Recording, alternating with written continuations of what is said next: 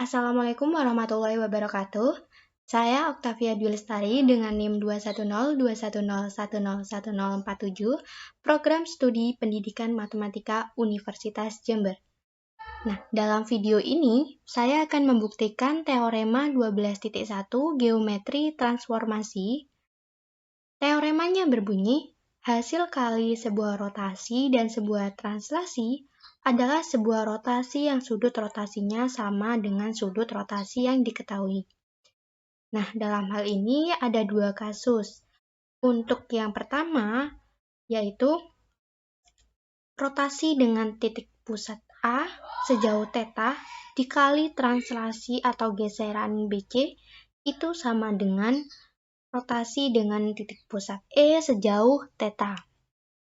Kemudian untuk kasus yang kedua yaitu geseran BC dikali rotasi dengan titik pusat A sejauh θ itu sama dengan rotasi dengan titik pusat E sejauh θ.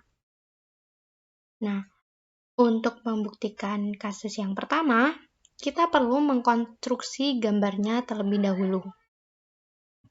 Untuk yang pertama, kita buat ruas garis, yaitu garis BC. Kita pilih segmen.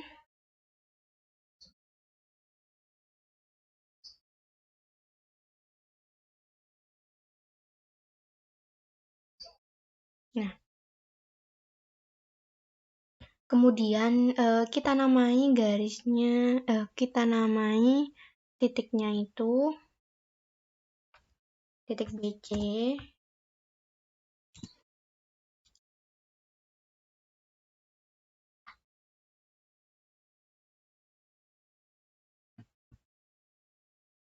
Nah, sebenarnya untuk penamaan titik ini bebas dan fleksibel.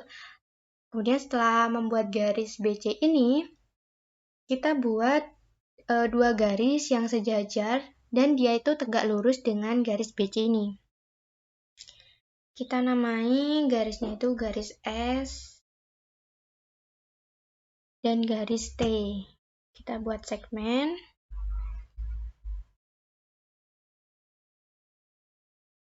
Kita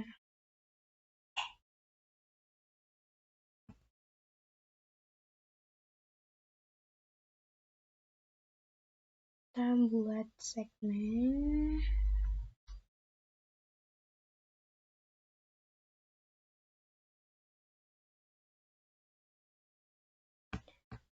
Kita beri penamaan terhadap garisnya, yaitu yang garis G ini kita namai garis S. Dan untuk yang garis H ini kita namai garis T. Untuk titiknya saya ubah juga karena nanti ada titik yang berkaitan dengan huruf A ini.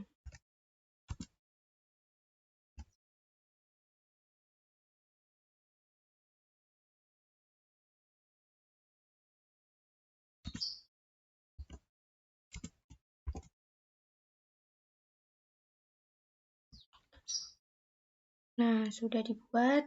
Kemudian kita buat garis PQ, ruas garis PQ yang sejajar dengan garis BC ini dan memotong garis S dan T. Panjang dari garis PQ ini menurut teorema 10.3 itu setengah dari garis BC. Kita buat titiknya ini.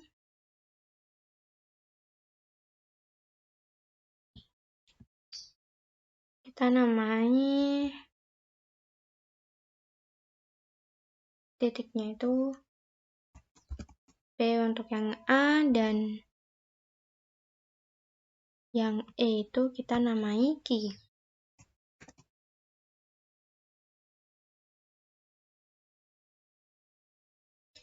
Nah, kemudian kita buat kita tarik garis yang memotong di garis S ini dan memotong garis G.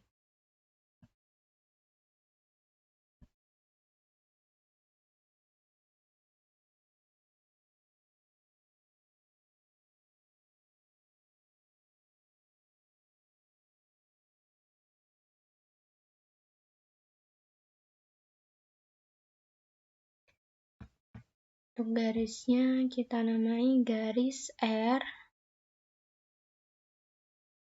Dia garis. Untuk titiknya.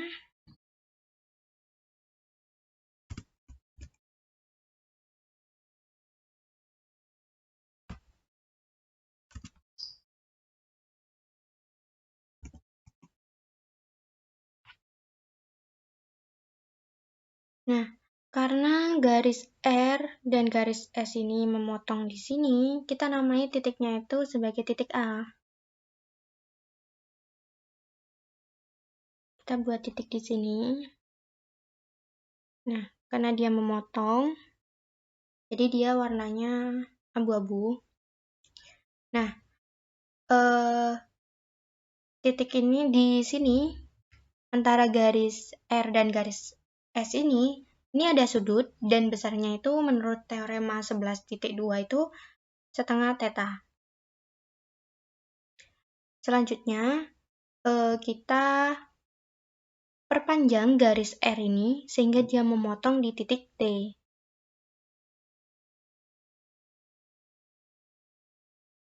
Seperti ini.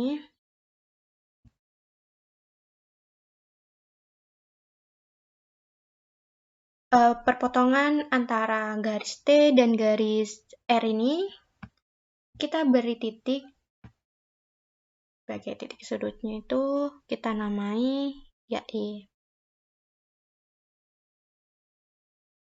Kemudian saya jelaskan untuk maksud dari teorema 12.1 ini. Nah, jadi teoremanya itu kan hasil kali rotasi dan translasi. Nah, rotasi ini kan memiliki sudut, dan hasil kalinya ketika dia sudah dikali dengan sebuah translasi, maka sudutnya itu sama dengan sudut yang dia ketahui. Nah, di sini ada rotasi dengan pusat A sejauh theta ini, sejauh setengah theta. Nah, ketika dia rotasi menurut teorema 11.2, dia itu bisa dituliskan sebagai hasil kali dua refleksi. Nah, jadi di sini dia itu rotasi A terhadap sejauh theta, maka itu sama dengan refleksi atau pencerminan garis R dan S. Ini dan ini. Kemudian kalau misalnya geseran BC ini, menurut teorema 10.2, kita bisa menuliskannya sebagai hasil kali dua refleksi.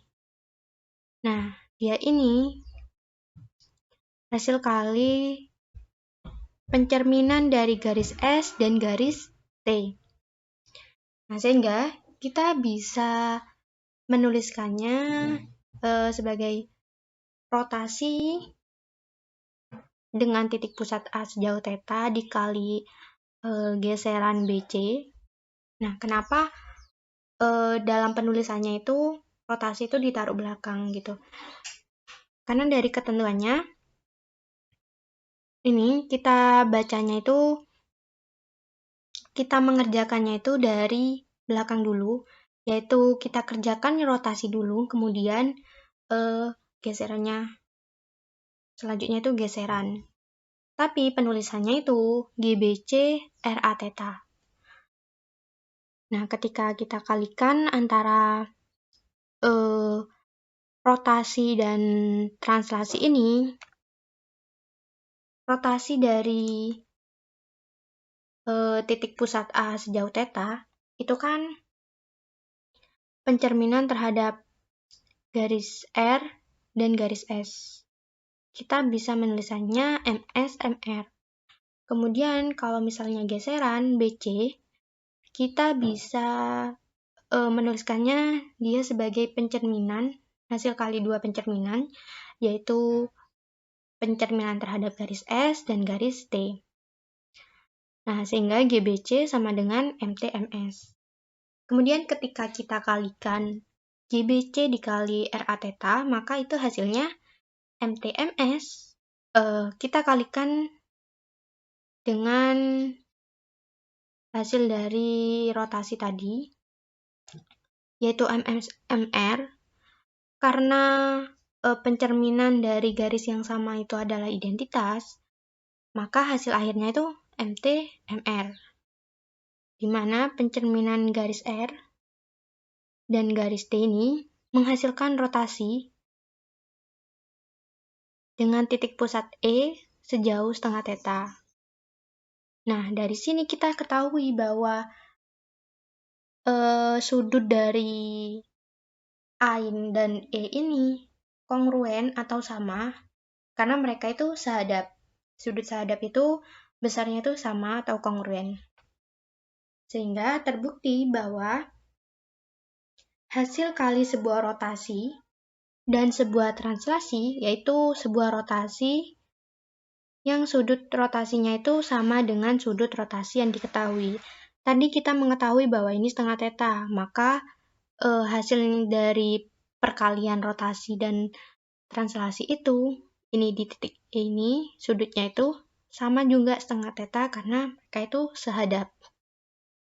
Jadi teorema 12.1 itu terbukti. Kemudian kita buktikan untuk kasus yang kedua. Sebenarnya kasus yang kedua ini hampir sama dengan pembuktian dari kasus pertama ini. Cuman kita balik, kita kalikan dulu geseran, kemudian kita utamakan dulu yang geseran, kemudian kita kalikan dengan rotasi. Jadi nanti hasilnya itu akan sama. Sudutnya itu antara yang diketahui sama dengan itu akan sama dengan hasilnya, begitu.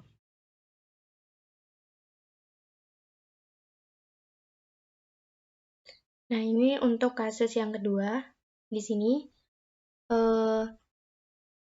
ada geseran BC, di mana geseran BC ini bisa dituliskan sebagai hasil kali dua refleksi, yaitu refleksi terhadap garis T dan garis S.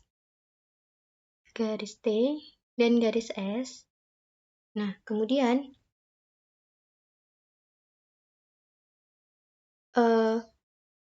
di sini ada rotasi dengan titik pusat A sejauh theta,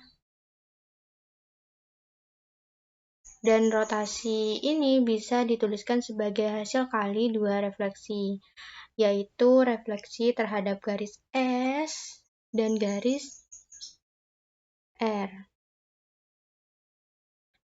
Kita kalikan. Nah, di sini kita dapatkan rotasi dengan titik pusat E sejauh theta. Mereka memiliki sudut yang sama antara hasil dan sudut yang diketahui di sini karena mereka itu sahadap. Sudut sahadap itu memiliki ukuran yang sama atau kongruen. Jadi begitu. Sehingga untuk pembuktian formalnya atau dalam bentuk tulisan yaitu RA theta kali GBC itu sama dengan kita substitusikan tadi bahwa geseran BC itu hasil kali dua refleksi yaitu terhadap garis T dan garis S. Kemudian untuk yang rotasi A, theta itu kita tuliskan sebagai hasil kali refleksi terhadap garis S dan garis R. Kemudian berarti RA theta dikali GBC itu sama dengan MR, MS dikali MS, MT. Nah, karena di situ ada pencerminan dengan garis yang sama, maka itu identitas. Dan sesuatu dikali identitas, maka hasilnya sesuatu itu sendiri. Sehingga hasil akhirnya itu MR, MT. Yang artinya pencerminan terhadap garis T dan garis R. Ini. Jadi ini yaitu menghasilkan rotasi dengan titik pusat E sejauh θ. Jadi kesimpulannya bahwa teorema 12.1 yang berbunyi hasil kali sebuah rotasi dan sebuah translasi adalah sebuah rotasi yang sudut rotasinya sama dengan sudut rotasi yang diketahui. Jadi meskipun kita kalikan terhadap rotasi dengan geseran atau geseran dengan rotasi, maka hasilnya akan sama saja. Sehingga sudutnya akan sama, yaitu antara sudut yang diketahui dengan hasil dari perkalian dua transformasi tersebut. Baik, itu saja mungkin penjelasan dari saya mengenai teorema 12.1. Kurang lebihnya mohon maaf. Terima kasih sudah menonton. Wassalamualaikum warahmatullahi wabarakatuh.